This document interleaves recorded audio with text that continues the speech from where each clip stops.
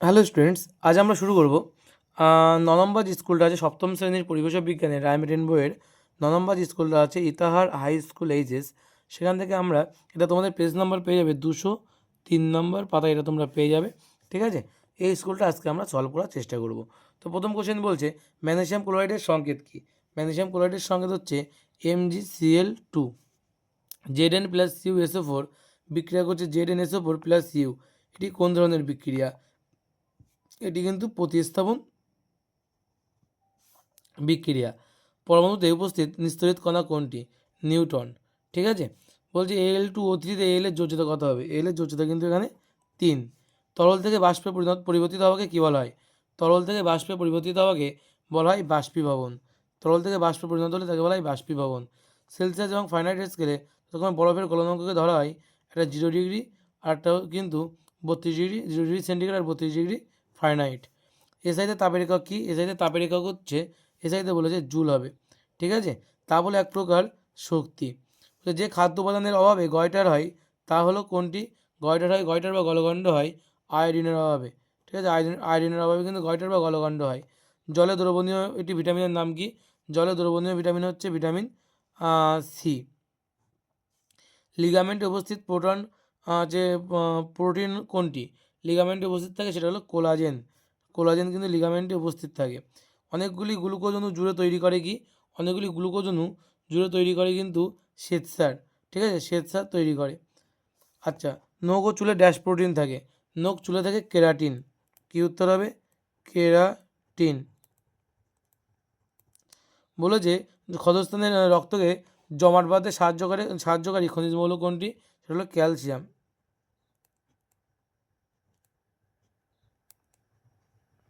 সংকেত হচ্ছে Ca। বলছে একটি ইলেকট্রন হচ্ছে একটি প্রোটন প্রায় ড্যাশ গুণ ভারী। কত হবে? 1800 গুণ ভারী। বলছে Na+ion ইলেকট্রন সংখ্যা কয়টি? তো ইলেকট্রন সংখ্যা তো সোডিয়ামের তো নর্মালি 11টা হয়, তো একটা বাদ চলে যাবে, একটা প্লাস আছে মানে কি একটা ইলেকট্রন বাদ চলে যাবে। উত্তর হবে 10। বলছে বরফের লিনতাপ, বরফ গলনের লিনতাপ কত? এটা হচ্ছে 80 ক্যালোরি পার গ্রাম। বলছে ডাক্তারি থার্মোমিটার ড্যাশ স্কেল অনুসারে দাগ কাটা থাকে, এটা হবে ফারেনহাইট।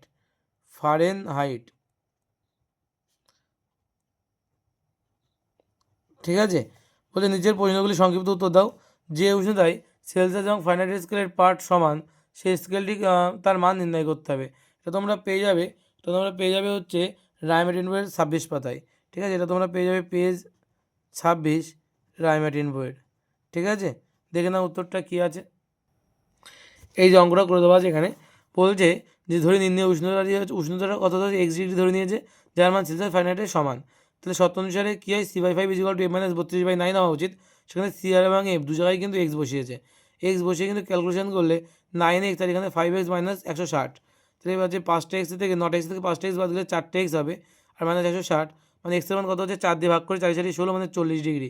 তাহলে এক্সের মান হবে 40 ডিগ্রি সেন্টিগ্রেড বা 40 ডিগ্রি ফারেনহাইট। -40 ডিগ্রি সেন্টিগ্রেড বা -40 ডিগ্রি ফারেনহাইট। ঠিক আছে, এটাই কিন্তু আমাদের উত্তর হবে। তারপরে দেখো বলেছে মাটির কলসির জল ঠান্ডা থাকে কেন? দেখে নাও এটা উত্তরটা, এটা তোমরা বইতে পেয়ে যাবে।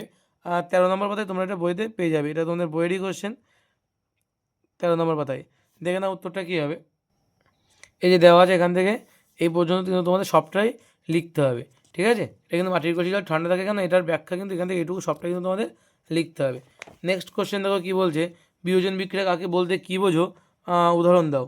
তোমার বইতে পেয়ে যাবে 98 পাতায়, তো তোমাদের টেক্সট বুকে আছে 98 পেজে। ঠিক আছে, দেখে নাও উত্তরটা কী হবে। এ দেওয়া আছে তাপ ও তড়িতের প্রভাবে কোনো একটা যৌগ ভেঙে একাধিক পদার্থে পরিণত হয়েছে, এরকম বিক্রিয়াকে বিয়োজন বিক্রিয়া বলা হয়। ঠিক আছে, তো নেক্সট কোশ্চেন দেখো কী বলছে। আচ্ছা, উদাহরণ দিতে বলছে। উদাহরণ কিন্তু এই বিক্রিয়াটা বা এই বিক্রিয়ার যে কোনো একটা দিয়ে দিলে হয়ে যাবে উদাহরণ। ঠিক আছে, নেক্সট কোশ্চেন কী বলছে দেখো। নেক্সট কোশ্চেন বলছে H2+O2 তাহলে বিক্রিয়া করলে H2O তৈরি করছে। এটা কিন্তু কী হবে বলতো? সমবেদান করলে 2H2 হবে, আর এখানে H2টাকে একটা 2 হবে। আর P2I2 এক্ষেত্রে কী হবে? P2+3I2 হবে। ঠিক আছে, আর এখানে তৈরি করবে 2PI3। জীবদেহে জলের দুটি ভূমিকা লেখো।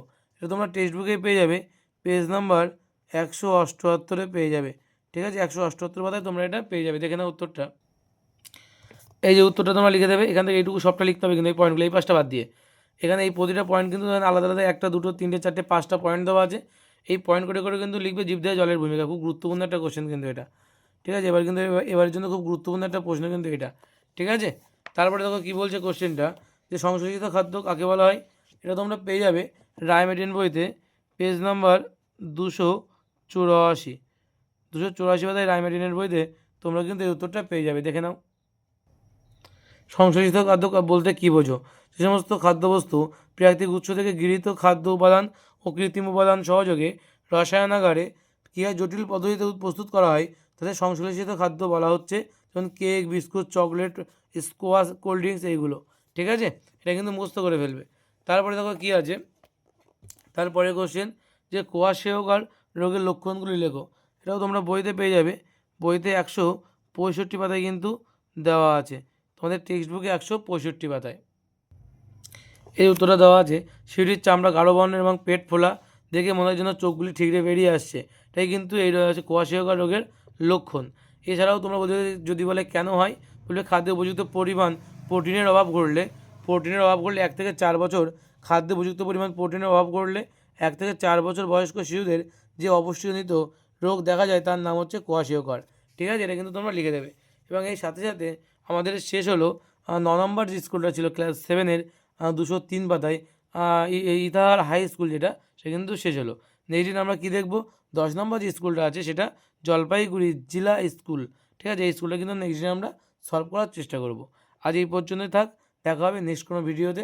এখনও পর্যন্ত যারা তোমরা সাবস্ক্রাইব করোনি, লাইক করোনি, শেয়ার করোনি, অবশ্যই করে দেবে, বন্ধুদের জানিয়ে দেবে যে ফিজিক্স লাভার 2.0-তে কিন্তু তোমাদের প্রশ্নবিত্তর বই সঠিকভাবে সলভ করা হচ্ছে, ঠিক আছে। কোনো উত্তর কিন্তু এখানে ভুল তোমরা খুব একটা পাবে না। যদি পাও তাহলে কিন্তু অবশ্যই কমেন্টে জানিয়ে দেবে, ঠিক আছে। কোনো উত্তরটা হয়তো বাই মিস্টেক ভুল হতেই পারে, জানিয়ে দেবে, কিন্তু আশা করি সজ্ঞানে কোনো ভুল হবে না এখানে, ঠিক আছে। চলো।